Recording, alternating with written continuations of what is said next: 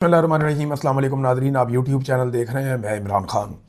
Nadreen, सबसे पहले लाहौर में एक शादी चल रही है और उसके बहुत ज़्यादा पाकिस्तान के मीडिया में, पाकिस्तान के सोशल मीडिया में चर्चे हो रहे हैं। जिस तरह अरबों रुपए की नमूदो नुमाइश की जा रही है इस शादी में, शरीफ ख़ानदान के अंदर शादी हो रही है। अल्लाह ताला शादी को कामयाब करे, हमारी नेक तमन्नाएं, अल्लाह ताला सबके घर हंसते बसते रखे। लेकिन क्या ये लोग अवामी नुमाइंदगान कहलाने के मुस्तहिक हैं? क्या इन्हें यह हक है कि ये कहें कि ये अवामी नुमाइंदगान है? यानी अरबों रुपए की नमूदो नुमाइश एक ऐसे मुल्क के हुक्मरानों के घर की शादी में हो रही है जिस मुल्क के लोग भूखे हैं, जिस मुल्क के लोग बेरोजगार हैं, जिस मुल्क के लोग कश्तियों के अंदर मारे जा रहे हैं, जिस मुल्क के अंदर मिलिट्री ऑपरेशंस चल रहे हैं, जिस मुल्क में वसाइल के कब्जे की एक जंग लगी हुई है, जहां आधे पाकिस्तानी, उस मुल्क के आधे बाशिंदे वो गुर्बत की लकीर से नीचे जा चुके हैं, जहां बेरोजगारी के नए रिकॉर्ड बन रहे हैं, जहां महंगाई का तूफान आया हुआ है। कोई एक चीज भी आपने ऐसी देखी इस शादी के अंदर, जो विजुअल, जो चीजें आपको नजर आ रही हो, जिसमें अवाम झलकती हो कि जनाब ये अवाम के साथ या अवाम की तरह के कोई लोग हैं? देखिए, जो लोग अमीर हैं या कारोबारी हैं वो लोग अपना पैसा खर्च करते हैं, और अगर उनके पास पैसे हैं तो वो खर्च करें भी, क्योंकि वो पैसा खर्च करते हैं तो उससे कारोबार चलता है। जो अमीर लोग होते हैं वो ये कर सकते हैं, जिन्होंने ये पैसा खुद बनाया है। लेकिन जो लोग अवामी नुमाइंदे होने का दावा करते हैं कि हम अवाम के नुमाइंदे हैं, क्या उन्हें ये चीज जेब देती है या उन्हें ये चीज करनी चाहिए?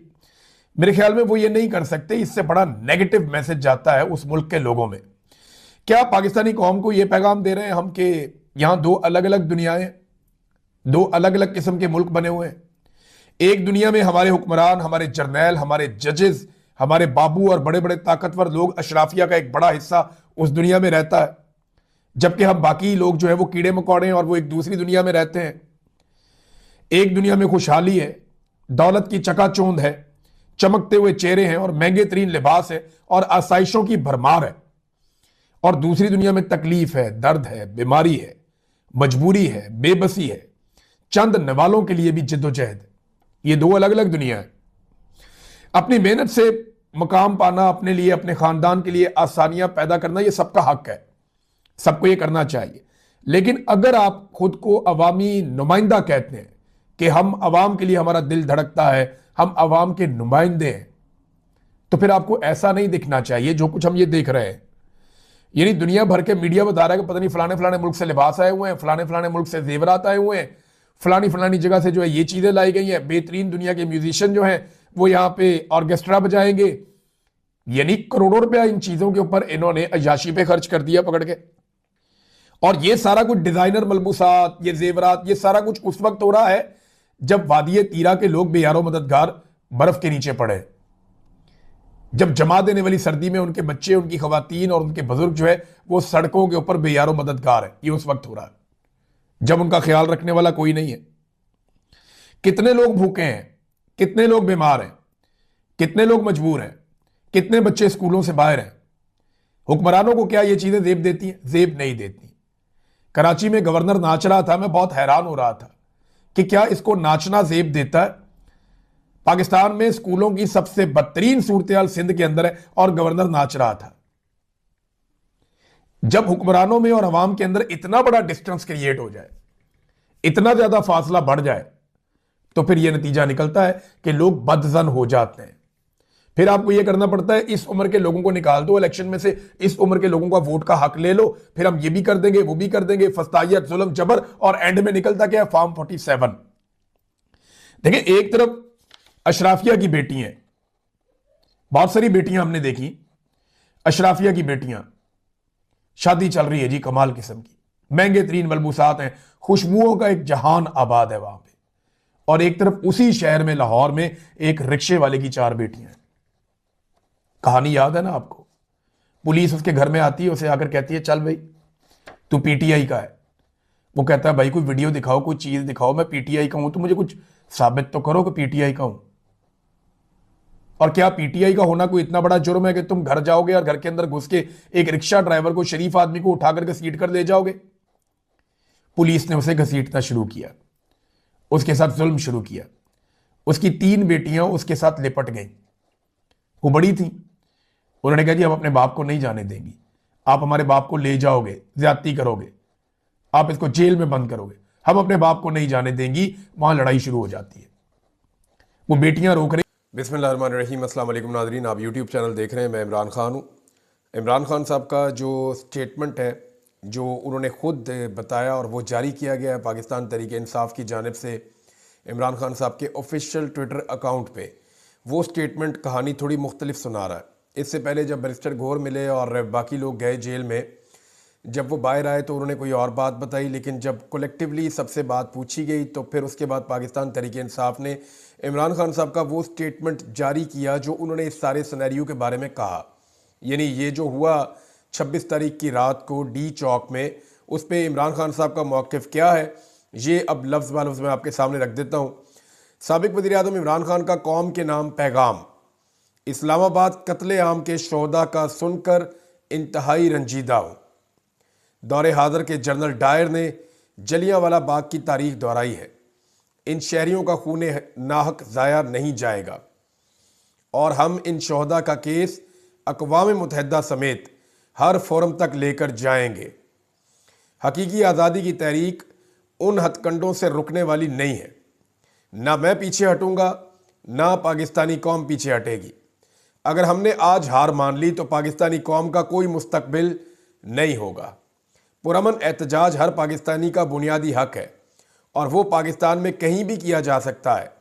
9 मई को भी हमारे 25 कारकुनान को शहीद किया गया और इस बार भी पुरअमन मुजाहिरीन को गोलियां मारकर खून की होली खेली गई और दर्जनों शहरियों को शहीद किया गया, जो कि बदतरीन डिक्टेटरशिप में भी नहीं किया गया। हमारी कॉल पर लाखों पाकिस्तानी तमाम तर रुकावटों, गिरफ्तारियों और धमकियों के बावजूद आईने पाकिस्तान और जमहूरियत की बहाली और सियासी कैदियों की रिहाई का मुतालबा लेकर इस्लामाबाद पहुंचे, लेकिन इन पुरअमन लोगों पर जुल्म के पहाड़ तोड़े गए। इस बार शेलिंग और रबड़ बुलेट से आगे बढ़कर स्नाइपर्स और दीगर जानलेवा असलहे से कत्लेआम किया गया, जो डेथ सर्टिफिकेट्स में भी सामने आ चुका है। दर्जनों मुजाहिरीन को शहीद और सैकड़ों को जख्मी किया गया और 6000 से जायद कारकुनान को झूठे केसेस में गिरफ्तार किया गया। मैं सुप्रीम कोर्ट से मुतालबा करता हूं कि गैर जानिबदार जुडिशल कमीशन बनाकर इस कत्लेआम की तहकीकात करवाई जाए और कत्लेआम का हुक्म देने वाले और इसमें मुलव्विस अनासर को सख्त तरीन सजाएं दी जाएं। मैं मुतालबा करता हूं कि शोहदा और जख्मियों के हवाले से इस्लामाबाद और रावलपिंडी के अस्पतालों का डाटा जल्द अज जल्द पब्लिक किया जाए और तमाम अस्पतालों और फुटेज को महफूज किया जाए, ताकि जो सीसीटीवी फुटेज है सेफ सिटी की, वो 9 मई की तरह शवाहिद को गायब ना किया जा सके। यानी इमरान खान साहब बहुत पहले से कह रहे हैं कि सीसीटीवी फुटेज 9 मई की लाई जाए। मैंने पिछले वीलॉग में ये बात की थी और मैंने 8-9 नुक्ते उठाए थे कि पाकिस्तान तहरीक इंसाफ को फौरी तौर पे FIR दर्ज कराने के लिए दरख्वास्त देनी चाहिए, चाहे वो ना हो, फिर अदालतों में दरख्वास्त देनी चाहिए चाहे ना हो, लेकिन अपना पेचा डाल देना चाहिए, काम शुरू कर देना चाहिए। ये लोग हमेशा इक़्तिदार में और ताकत में और सीटों पे बैठे हुए नहीं रहेंगे। एक दिन ये चले जाएंगे, कोई 2-4 साल में, 5 साल में, 6 साल में, 2 महीने में, 5 दिन में, कभी भी जा सकते हैं। तो जब भी ये जाएंगे तो कानून और इंसाफ तब अपना रास्ता बनाएगा। और अगर आपने दरखास्त ही जमा नहीं करवाई होगी तो फिर आपके केस की उस वक्त वक़्त नहीं होगी। तो इमरान खान साहब ने कहा कि मैंने अपनी पार्टी और वज़ीर आला खैबर पख्तूनख्वा को हदायत दी है कि शोहदा के लवाहिकीन और ज़ख्मियों की देखभाल और उनकी फलाह बहबूद की जिम्मेदारी लें। जो लोग लापता हैं उनकी बाजियाबी के लिए तमाम तर तवानाइयाँ खर्च करें और जो लोग गिरफ्तार हैं उनके केसेस की पैरवी करने वाले वकला की टीम्स की हौसला अफजाई करें। इस्लामाबाद कत्लेआम के खिलाफ पेशावर में शोहदा मार्च का इनकाद किया जाए और पार्लियामेंट का सेशन जल्द अज जल्द बुलाकर करारदाद पेश की जाए। ओवरसीज पाकिस्तानी दुनिया भर में इस कत्लेआम के खिलाफ आवाज़ उठाएं और पाकिस्तान में जारी जुल्म और बर्बरियत के हवाले से पूरी दुनिया में आगाही मुहिम चलाएं। मैं इस्लामाबाद पहुंचने वाले लाखों पाकिस्तानियों को सलाम पेश करता हूं। अली अमीन, बुशरा बीबी, उमर अयूब, खालिद खुर्शीद, आलिया हमजा, शाहिद खटक, नौजवान लीडर्स समेत मार्च को लीड करने वाले तमाम सीनियर और जूनियर पार्टी मेंबरान असेंबली और टिकट होल्डर्स को सराहता हूं। बड़ी सही इंफॉर्मेशन है इमरान खान साहब के बाद जेल में भाई। इमरान खान साहब ने किसी रंगबाज का नाम नहीं लिया, उन्होंने डायरेक्टली उन लोगों का नाम लिया जो लोग वाकई मार खा के पहुंच रहे थे। कुछ लोग मिसिंग है, लेकिन उन्होंने जिनका नाम लिया वो लोग वाकई बड़ी मुश्किल के साथ वो लोग डी चौक तक पहुंचे हैं। फिर पंजाब और इस्लामाबाद में जैसे कर्फ्यू का माहौल बनाकर तहरीक इंसाफ के कारकुनान पर क्रैकडाउन किया गया और मुल्की मईशत को खरबों रुपए का नुकसान पहुंचाया गया, ये किसी भी महज़ब माशरे में काबिल कबूल नहीं है। फार्म 47 के सहारे खड़ी कठपुतली हुकूमत और माफिया के गुलाम पुलिस के आईजी सिर्फ अपनी कुर्सी बचाने के लिए ये जुल्म कर रहे हैं। तहरीक इंसाफ के कारकुनान मुत्तहिद और मुनज़्ज़म होकर मुल्क पर मुसल्लत माफिया के खिलाफ अपनी हकीकी आज़ादी की जद्दोजहद के अगले मरहले की तैयारी करें। लेकिन इमरान खान नहीं टलते, ना इमरान खान पीछे हटता। इमरान खान फिर डट गया है। देखें, ये जो 26 तारीख को हुआ ये करना आसान था। ये लोग जब कह रहे थे ना कि हम गोली चला देंगे, ये कर देंगे, मैं सोच रहा था चला ही नहीं सकते, क्योंकि सारी दुनिया जानती है गोली चलाना आसान है, उसका बोझ उठाना बहुत मुश्किल है। ये लोग तो पुरअमन थे, इन्होंने किया भी कुछ नहीं। ये तो सिर्फ चल के डी चौक तक आ रहे थे और वहां पे खड़े होकर एहतजाज कर रहे थे, और इन्होंने कोई एक गोली नहीं चलाई, कोई एक हथियार नहीं उठाया। अब हुकूमत बयानिया क्या बनाएगी, मैं कुछ चीजें आपके सामने भी रख देता हूं। एक तो यह है कि एस्टेब्लिशमेंट हुकूमत के ऊपर डालेगी कि हुकूमत ने किया ये सारा कुछ, और हुकूमत एस्टेब्लिशमेंट के ऊपर डाल रही है कि नहीं नहीं ये एस्टेब्लिशमेंट किया सारा कुछ। मैं आपको बताता हूं कैसे। शहबाज शरीफ साहब ने आर्मी चीफ की तारीफ की है बाकायदा बयान देते हुए, और उन्होंने कहा जी आर्मी चीफ ने ये सारा कुछ करके दिया, और ये जो निपटा है सारा मामला ये आर्मी चीफ की हिकमत अमली से निपटा है, उनकी वजह से ये सारा मामला हुआ है। तो उन्होंने शहबाज शरीफ साहब ने स्ट्रेट अवे ये कहा कि ये जो कुछ भी हमने किया हम तो ये कर नहीं सकते, तो ये आर्मी चीफ ने हमें करके दिया या मिलिट्री ने हमें करके दिया। उन्होंने फौज की तारीफ की। तो शहबाज शरीफ साहब ने उठा के अगर कत्लेआम कल को डलना है किसी के खाते तो उन्होंने कहना जी मैंने तो स्टेटमेंट पहले दे दिया था कि जनाब ये कैसे हुआ। फिर दूसरी बात यह है कि यहां पे अता तारड़ का एक स्टेटमेंट भी है, उसको भी हमें याद रखना पड़ेगा। फिर एक ख्वाजा आसिफ का स्टेटमेंट है, फिर एक मोहसिन नकवी का है। वो स्टेटमेंट गोलियां चलाने की धमकियां भी दे रहा है। फिर उससे पहले मीडिया के ऊपर खबरें चलाई गई कि शूट टू किल का ऑर्डर हो गया कि जनाब जो बंदा नजर आए और बात ना बने उसको गोली मार दी जाए। अब ये मामला भी जनाब एक बड़ा क्लैरिटी के साथ सामने मौजूद है। कुछ सहाफियों के ट्वीट्स हैं और वो बबांगे दोहल वो सहाफी क्या कह रहे थे, जरा ये बातें आप उनकी भी सुन ले। एक सहाफी का ट्वीट है जी कि डी चौक के इलाके में रेंजर्स और पुलिस ने इंतशारियों के खिलाफ क्रैकडाउन शुरू कर दिया। इंतशारियों और फसादियों की 100 से ज्यादा गाड़ियों को नुकसान पहुंचाया गया है और इतनी ही तादाद में फसादियों के सर खोल दिए गए हैं। हकीकी आज़ादी मुबारक हो। अब ये जनाब ये एस्टेब्लिशमेंट के बहुत करीबी सहाफी हैं जिनका ये स्टेटमेंट है। इन सारी चीज़ों को आप जमा तफरीक करें तो आपको समझ आ जाती है कि एक्चुअली ये प्लानिंग के साथ हुआ था और ये प्लानिंग के साथ किया गया था। अब हो ये रहा है कि एक तरफ दूसरे पे डाल रही है और दूसरी तरफ पहली पे डाल रही है। एस्टेब्लिशमेंट के जो सियासतदान है, जो खास आदमी है फैसल वाडा, उनका ज़रा आप स्टेटमेंट ले लें। वज़ीर आज़म ने जो ये सारी मैनेजमेंट है ये आर्मी चीफ पर डाली और उनकी तारीफ की, जबकि फैसल वाडा ने जो आज बयान दिया कल रात को, उनका बयान यह है कि हुकूमत ने एहतजाज को सही तरीके से मैनेज नहीं किया। एक भी शहादत डिजास्टर है, जिम्मेदारी हुकूमत पर आयद होती है। फैसल वावडा, यानी आप अंदाजा करें कि एस्टेब्लिशमेंट का आदमी कह रहा है कि हुकूमत जिम्मेदार है, हुकूमत ने सही मैनेज नहीं किया, जिम्मेदारी हुकूमत की है। दूसरी जानिब हुकूमत कह रही है नहीं जी नहीं, ये तो हम शाबाश दे रहे हैं और तारीफ कर रहे हैं और शुक्रिया अदा कर रहे हैं मिलिट्री का कि उन्होंने ये करके दिया है। तो यहां पे मिलिट्री एस्टेब्लिशमेंट और हुकूमत जो है वो इस मामले को एक दूसरे पे क्यों डाल रही है, क्योंकि ये आसान मामला नहीं है और ये सब लोग जानते हैं कि इमरान खान का नुकसान करना पाकिस्तान का नुकसान करना है, और अगर जिसने इमरान खान का नुकसान किया वो तो भुगतेगा उसको। ये सारा पाकिस्तान नहीं सारी दुनिया जानती है। अब मामला ये है कि इमरान खान छोड़ेगा नहीं इस मामले को लेकर, जहां उसके लोग शहीद हो गए। पहला स्टेटमेंट जो इमरान खान का बाहर आया, अब ये लेट आया लेकिन जो पहला स्टेटमेंट बाहर आया उससे पता चलता है कि इमरान खान साहब किस पिच पे है। मैं आपको बताता हूं, इमरान खान साहब ने जेल में जैसे ही इन लोगों ने इमरान खान साहब को इतला दी कि जनाब आज के दिन में ये हुआ है, तो पहला सवाल पता क्या था इमरान खान साहब का, सुप्रीम कोर्ट गए हो अब तक, तुम्हें फौरन सुप्रीम कोर्ट जाना चाहिए था। यानी इमरान खान साहब इस लेवल तक अग्रेसिव है। उन्होंने कहा कि कत्लेआम हो गया इस्लामाबाद डी चौक में, आप सबको इकट्ठे होकर सुप्रीम कोर्ट के अंदर जाना चाहिए था और जाकर वहां कहना चाहिए था कि ये हमारे साथ कत्लेआम हो गया।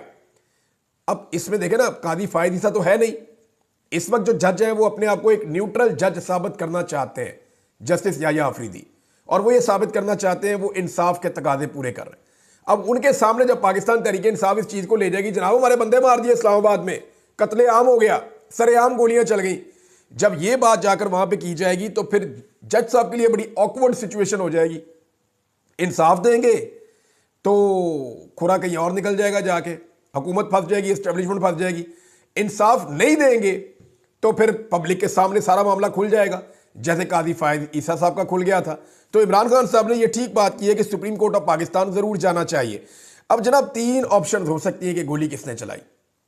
सवाल तो यह पैदा होता है कि गोली क्यों चलाई। ये सवाल सारे पूछ रहे हैं और ये सवाल ने हुकूमत की नींदें हराम कर दी हैं। किसी को समझ नहीं आ रही कि इसका जवाब क्या देना है, गोली क्यों चलाई। अब जो है वो एक और चीज जो है कि गोली किसने चलाई, इसके बारे में पाकिस्तान तहरीक इंसाफ की जो बाहर की आदत है वो बड़ी मोहतात है। वो ये कहते हैं जी गोली गलत चली, चलनी नहीं चाहिए थी, किसने चलाई इसके लिए इंक्वायरी की जाए और इंक्वायरी कमीशन बना के उसके अंदर जो है तहकीकात कर ली जाए। यास्मीन राशिद साहिबा ने चीफ जस्टिस ऑफ पाकिस्तान को एक लेटर लिखा है जेल से, और उसमें उन्होंने ये कहा है चीफ जस्टिस को कि जुडिशियल इंक्वायरी इस सारे मामले की करवाई जाए। यानी डॉन न्यूज के मुताबिक जेल में जो खत लिखा यास्मीन राशिद साहिबा ने, उन्होंने कहा कि 26 नवंबर को पाकिस्तान में बुनियादी इंसानी हकूक की खिलाफवर्जी की गई। इस्लामाबाद में पाकिस्तान के मुस्तकबिल की नस्ल का कत्लेआम किया गया। बतौर माँ इस साने पर उनका दिल टूट गया है। मैंने आपको बताया था ना, मेरे से बात करते हुए वो रो पड़ी थी। उन्होंने कहा मैंने कभी जिंदगी में इतनी बेबसी महसूस नहीं की, मेरे बच्चे शहीद हो गए और मैं बाहर नहीं हूँ। मैं बाहर होती, मैं उनके लिए आवाज़ उठाती, मैं उनके लिए कुछ कर पाती, मुझे बहुत दुख है इस बात का, ये उन्होंने मुझे कहा था। उनका कहना था कि अपनी 74 साल जिंदगी में आज तक कभी खुद को इतना बेयारो मददगार नहीं पाया। पाकिस्तान इंसानी हकूक के हवाले से बदतरीन दौर से गुजर रहा है। हम बुनियादी हकूक के तहफ़्फ़ुज़ के लिए चीफ जस्टिस की तरफ देख रहे हैं, वो बुनियादी हकूक के तहफ़्फ़ुज़ के लिए ज़रूरी इक़दाम करें। उन्होंने अपने लेटर के अंदर कहा कि जुडिशल कमीशन बनाया जाए, अगर हक़ाइक़ सामने ना लाए गए तो तारीख़ हमें कभी माफ़ नहीं करेगी। अफसोसनाक वाक़े के पीछे मुल्ज़िमान की निशानदही करके उन्हें सज़ा दी जाए। ये जनाब यास्मीन राशिद साहिबा का मुतालबा। इमरान खान साहब ने भी एक ऐसा ही मुतालबा किया है। अब गोली किसने चलाई, इसके ऊपर 3 ऑप्शन हो सकती है ना मैक्सिमम। नंबर 1, जिन लोगों ने धमकी दी, जिन लोगों ने कहा कि हम गोली चला देंगे, जिनके पास हथियार मौजूद थे और जो दिखाई दे रहे थे हथियारों के साथ, यानी रियासती इदारे, लॉ इन्फोर्समेंट, जिसमें पुलिस भी थी, रेंजर भी थी, फौज भी थी। या तो इस तरफ जाएगा मामला कि गोली यहां से चली है, या दूसरा ऑप्शन यह है कि पाकिस्तान तहरीक इंसाफ के लोगों ने अंधाधुंध फायरिंग कर दी लाइट जाने के बाद और अपने बंदे मार दिए। दूसरा ऑप्शन ये हो सकता है ना, एक ये हो सकता है कि जो रियासत है उसने गोली चलाई, दूसरा ये हो सकता है कि पीटीआई ने चलाई, तीसरा एक ऑप्शन और भी हो सकता है। और ये ऑप्शन सिर्फ अडॉप्ट किया जाएगा उस वक्त जब कोई डील हो जाएगी, या शोहदा के खून का अगर कभी सौदा हो गया खुदा ना खास्ता। और कई लोग ये ख्वाहिश भी है, कई लोग ऐसे हैं जो बीच के रास्ते निकालने के लिए बड़े मशहूर हैं और वो चाहते हैं कि बीच का रास्ता निकल जाए। जैसे कि राणा सनाउल्लाह साहब ने स्टेटमेंट दिया। राणा सनाउल्लाह साहब का जो स्टेटमेंट है ना, वो इस वक्त बहुत ही जूम मानी है।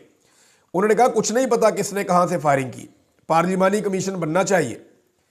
उन्होंने कहा कि हम नहीं जानते कि किसने कहां से फायरिंग की, इस पर पार्लिमानी कमीशन बनना चाहिए। कबल अज़ वक्त इंतखाबात समेत तमाम मसाइल पर बात करने के लिए हम तैयार हैं। उन्होंने कहा 10 से 15 हज़ार लोग जमा थे, लाख बंदे के ऊपर तो पर्चा दे दिया, तो बंदे जमा थे 10 से 15 हज़ार, जिनमें से 7 से 8 हज़ार मुसल्ला थे। इतनी बंदूकें थी, किसी मीडिया को नजर नहीं आई, ना इंटरनेशनल मीडिया को, ना लोकल मीडिया को, ना आपके मीडिया को। एक फोटो लगाई है आपकी इंफॉर्मेशन मिनिस्टर ने, पंजाब वाली ने, और वो फोटो भी उठा के पुरानी लगा दी है, और जो पुलिस ने दिखाई है वो भी बहुत पुरानी दिखा दी है। यानी हथियार भी बहुत पुरानी पुरानी फोटोज आप दिखा रहे हैं। पीटीआई के साथ तो हथियार आए ही नहीं थे, इन्होंने तो सख्ती से मना किया हुआ था। वो ये कह रहे हैं कि कुछ पता नहीं किसने कहां से फायरिंग की। डी चौक पर जो कुछ हुआ, हुकूमत इसकी साफ शफाफ इंक्वायरी करवाना चाहती थी। अब तहरीक इंसाफ अपने झूठे प्रोपेगेंडे को तस्लीम करे ताकि पार्लिमानी कमीशन शफाफ तहकीकात कर सके। देखिए वो ये कर रहे हैं कि जुडिशल कमीशन नहीं बनने दे रहे, जुडिशल इंक्वायरी नहीं होने दे रहे। उनकी कोशिश ये है कि पार्लिमानी कमेटी बना के तो इसको निबेड़ दें मामले को और पीटीआई को इसके ऊपर मना लें। लेकिन हकीकतन इसके ऊपर ना सिर्फ इंक्वायरी होनी चाहिए बल्कि इसके ऊपर मुकदमा दर्ज करके ये मामला आगे की तरफ बढ़ना चाहिए। और पाकिस्तान तहरीक इंसाफ को वो तमाम चीज़ें करनी चाहिए जो मैंने पिछले वीलॉग में आपको कही थी। अगर तो कोई डील हो रही होगी तो तीसरा ऑप्शन होगा जनाब कोई और गोलियां मार गया, हमें पता नहीं चला। और अगर पाकिस्तान तहरीक इंसाफ अपने मौके पे खड़ी रहेगी तो फिर उन्हें एफआईआर के लिए भी जाना पड़ेगा, सेफ सिटी की फुटेज के लिए भी जाना पड़ेगा, उन्हें अस्पतालों में भी जाना पड़ेगा, उन्हें पार्लिमान में भी आवाज़ उठानी पड़ेगी, उन्हें एहतजाज भी करना पड़ेगा, अंग्रेजी में प्रेस कॉन्फ्रेंस आलमी मीडिया के सामने भी करनी पड़ेगी, उन्हें अपने जख्मियों के बयानात रिकॉर्ड करके सोशल मीडिया पे डालने पड़ेंगे, शोहदा के लवाहिकीन के बयानात रिकॉर्ड करके सोशल मीडिया पे डालने पड़ेंगे, डाटा रोजाना की बुनियाद पे देना पड़ेगा कि उनके कितने बंदे गिरफ्तार हैं और कितने बंदे लापता हैं। जो लोग लापता हैं उनकी फैमिलीज के इंटरव्यू डालने पड़ेंगे और पता करना पड़ेगा कि लापता हैं या इनकी लाश गायब की गई है। दोनों में से एक चीज हो सकती है ना। तो पाकिस्तान तहरीक इंसाफ का ये एलिगेशन है, जो हमारे लापता लोग हैं, हमें आइडिया नहीं है कि वो कहाँ हैं, क्या वो मारे गए हैं या वो गायब कर दिए गए हैं, इसके बारे में हम नहीं जानते। तो ये पाकिस्तान तहरीक इंसाफ का मौक़िफ़ होगा। वरना दूसरी तरफ जो है वो हुकूमत अपनी एक तैयारी कर रही है और वो ये सारा मामला पाकिस्तान तहरीक इंसाफ के गिर्द लपेट रही है। और स्पेशली उनका जो ज़्यादा फोकस है वो इस बात पे है कि सोशल मीडिया को कैसे काबू करना